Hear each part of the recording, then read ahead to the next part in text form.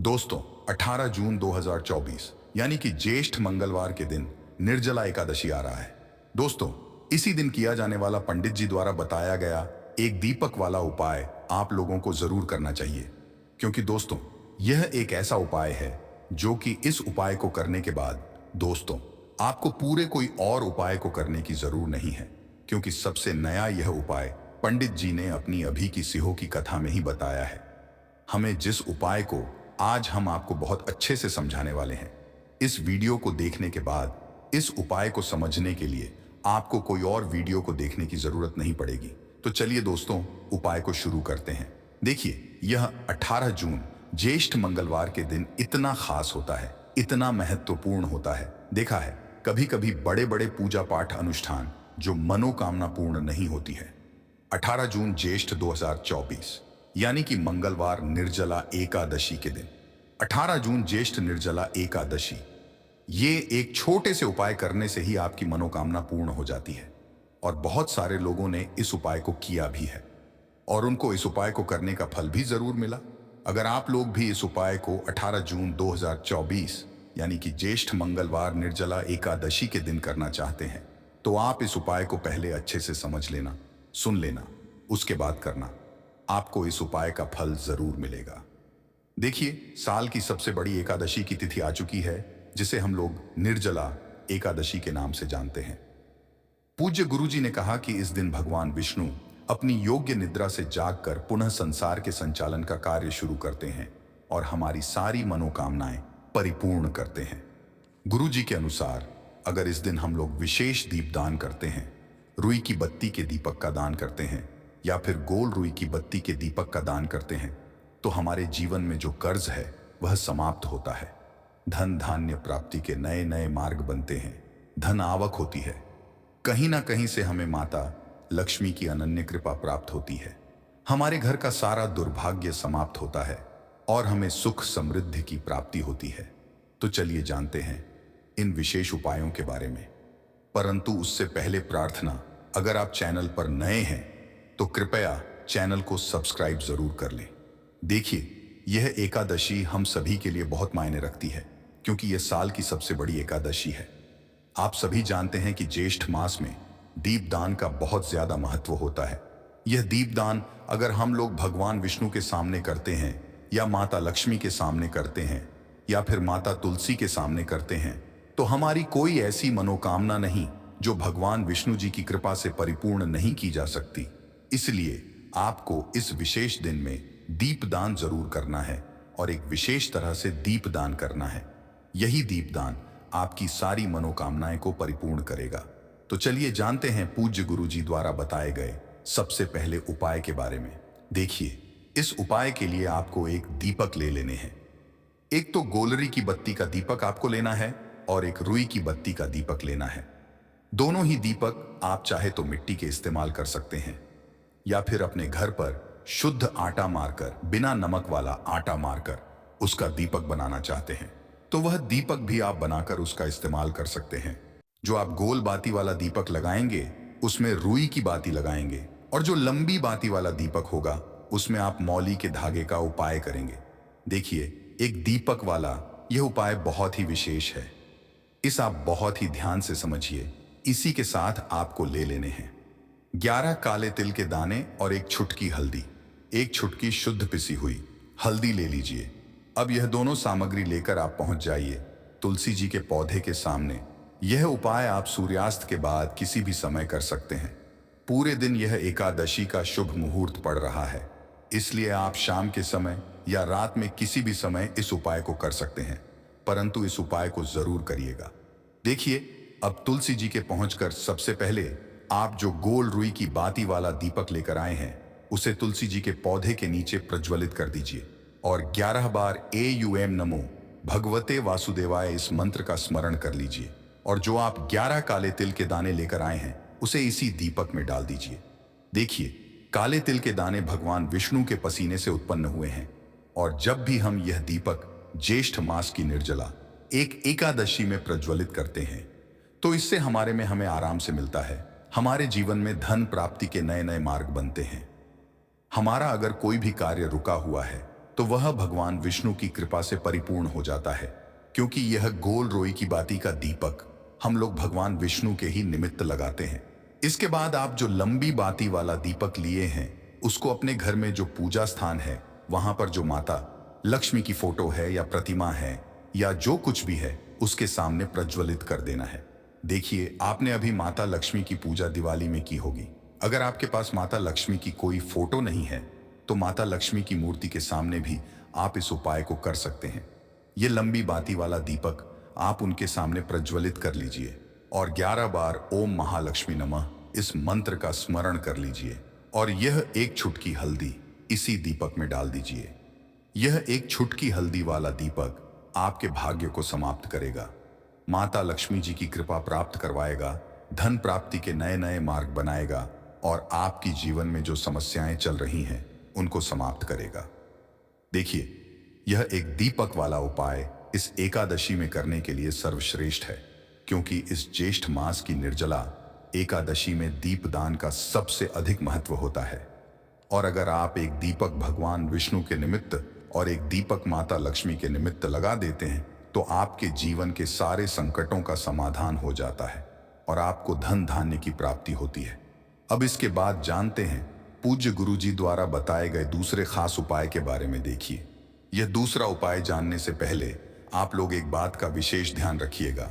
साल में जितनी भी एकादश पड़ती है उन एकादशी में आपको किसी भी एकादशी में किसी वृक्ष की ना ही कोई पत्ती तोड़नी होती है ना ही कोई लकड़ी तोड़नी होती है। इस बात का विशेष ध्यान रखिएगा, क्योंकि बहुत से ऐसे लोग होते हैं जो इस निर्जला एकादशी के दिन किसी भी वृक्ष की या फिर तुलसी जी की ही पत्ती तोड़ लेते हैं, तो यह आपके लिए पाप का कारण बनेगा। आपको किसी भी वृक्ष की कोई पत्ती नहीं तोड़नी है और साथ ही साथ इस एकादशी में एक कार्य और करना है। आप एक रोटी बना लीजिएगा और उस रोटी में एक टुकड़ा गुड़ का रख लीजिएगा और साथ ही साथ 11 काले तिल के दाने रख लीजिए। देखिए, काले तिल के दाने और गुड़ भगवान विष्णु को बहुत ही प्रिय होते हैं, इसलिए आप यह एक रोटी किसी भी लाल रंग की गाय माता को, और अगर लाल रंग की गाय माता नहीं है तो किसी भी रंग की गाय माता को आप खिला सकते हैं। आप सभी जानते हैं कि गाय माता में 33 कोटि देवता विराजमान होते हैं और इस निर्जला एकादशी में अगर हम किसी भी गाय माता को यह एक रोटी समर्पित करते हैं, यानी यह एक रोटी खिलाते हैं, तो यह सीधे 33 कोटि देवताओं को प्राप्त होती है, सीधे भगवान विष्णु को प्राप्त होती है। भगवान विष्णु इससे बहुत अधिक प्रसन्न होते हैं और हमारे दुर्भाग्य का अंत करते हैं। अब जानते हैं गुरुजी द्वारा बताए गए दूसरे सबसे खास उपाय के बारे में। देखिए, इस उपाय के लिए आपको ले लेना है एक लोटा जल। लोटा आप तांबे का ले लीजिएगा। फिर इसी के साथ आपको लेने हैं 11 तुलसी जी के पत्ते। अगर आपके पास तुलसी जी के 11 पत्ते नहीं हैं तो तुलसी जी के पौधे के नीचे एक पत्ता ही अगर गिरा हुआ पड़ा है तो उसको उठाकर भी आप उपाय कर सकते हैं। बस आपको एक बात का ध्यान रखना है कि एकादशी के दिन हम लोग तुलसी जी के पौधे से कोई पत्ती नहीं तोड़ते हैं, इसलिए आप इस दिन पत्ते नहीं तोड़ेंगे बल्कि गिरे हुए पत्ते का इस्तेमाल कर लेंगे। अगर एक पत्ता भी है तो उसका भी इस्तेमाल कर सकते हैं। अब यह पत्ता आपको इस एक लोटे जल में मिला लेना है और यह जल लेकर आपको पहुंच जाना है किसी भी भगवान नारायण के मंदिर में। आपके घर के आसपास भगवान विष्णु का अगर मंदिर है या फिर भगवान कृष्णा का अगर कोई मंदिर है या फिर भगवान रामा का कोई मंदिर है, यानी भगवान विष्णु के किसी भी अवतार का अगर कोई मंदिर है, तो उसमें आप लेकर यह एक लोटा जल पहुंच जाएगा और इसे उन भगवान के मंदिर की चौखट में रख दीजिएगा। यह जल आपको समर्पित नहीं करना है, अर्पित नहीं करना है, सिर्फ और सिर्फ उस मंदिर की चौखट में रख दीजिएगा और 11 बार ओम नमो भगवते वासुदेवाय इस मंत्र का स्मरण कर हुए आपकी जो भी मनोकामना हो, चाहे धन प्राप्ति से संबंधित हो या फिर आप अपने बिजनेस में तरक्की प्राप्त करना चाहते हैं या फिर आप बहुत सारी समय से मेहनत कर रहे हैं, प्रयास कर रहे हैं परंतु नौकरी नहीं प्राप्त कर पा रहे हैं, या फिर आप अपने विवाह के लिए यह उपाय कर रहे हैं या फिर आप अपने घर के लिए यह उपाय कर रहे हैं, किसी भी तरह की आपकी मनोकामना है तो उस मनोकामना को पूर्ण करने के लिए भगवान विष्णु से प्रार्थना कर और फिर यह एक लोटा जल ले जाकर आपको पहुंच जाना है किसी भी पीपल के वृक्ष के नीचे या फिर केले के वृक्ष के नीचे या फिर समी के वृक्ष के नीचे और या फिर आंवले के वृक्ष के नीचे। इन चारों वृक्ष में से जो भी वृक्ष आपके घर के आसपास हो, देखिए सबसे उत्तम होगा अगर आपके घर के आसपास आंवले का वृक्ष हो या फिर केले का वृक्ष हो, क्योंकि निर्जला एकादशी के दिन इन दोनों वृक्षों में भगवान विष्णु का वास होता है और ही साथ पीपल के वृक्ष में भी वास होता है। तो अगर इन 3 वृक्षों के नीचे आप यह जल अर्पित कर देते हैं तो भगवान विष्णु आपसे बहुत ही जल्द प्रसन्न हो जाते हैं। देखिए, आपको तीनों वृक्षों में या चारों वृक्षों में जल अर्पित नहीं करना है। इन चारों में से किसी भी एक वृक्ष के नीचे इस जल को अर्पित करते जाइए और लगातार एयू नमो भगवते वासुदेवाय इस मंत्र का स्मरण करते जाइए और अपनी मनोकामना फिर से दोहरा दीजिए।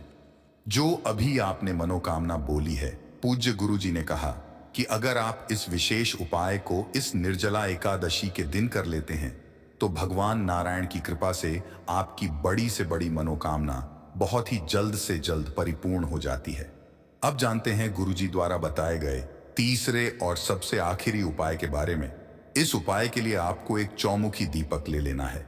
ज्येष्ठ मास में दीपदान का विशेष महत्व होता है, इसीलिए इस उपाय को आप बहुत ही ध्यान से समझिए। यह उपाय आप उठी हुई किस्मत को भी चमका देगा। देखिए, एक चौमुखी दीपक ले लीजिएगा। दीपक आप चाहे तो मिट्टी का इस्तेमाल कर सकते हैं या फिर आटे का बनाना चाहे तो आटे का भी दीपक आप बना सकते।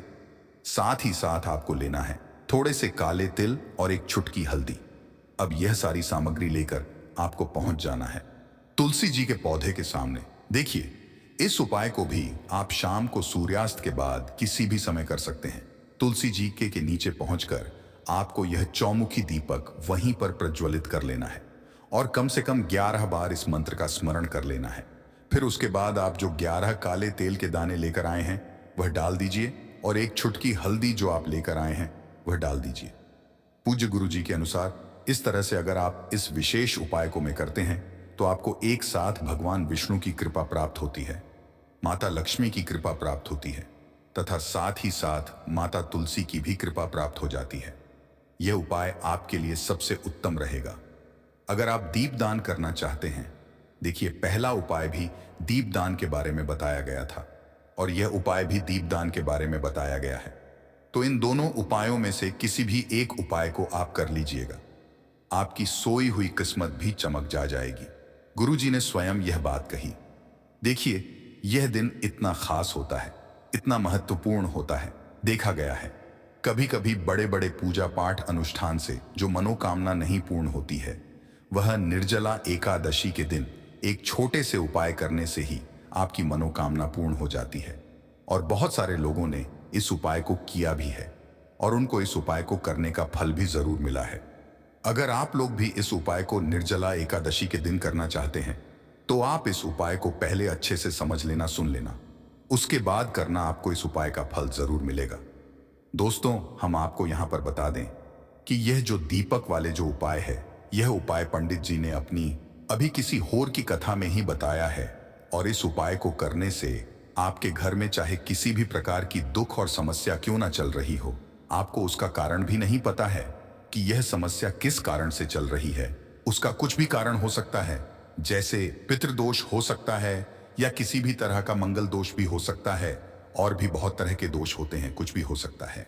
पर आपको इस उपाय को के लिए अपने दोष को पता लगाने की भी जरूरत नहीं है। आपके घर में किस कारण से इतनी दुख और परेशानी आ रही, वह भी आपको पता लगाने की जरूरत नहीं है। इस एक दीपक वाले उपाय को आप लोगों को कर लेना है, क्योंकि इसी एकमात्र उपाय को करने से आपके पूरे घर परिवार में सुख और शांति हो जाएगी।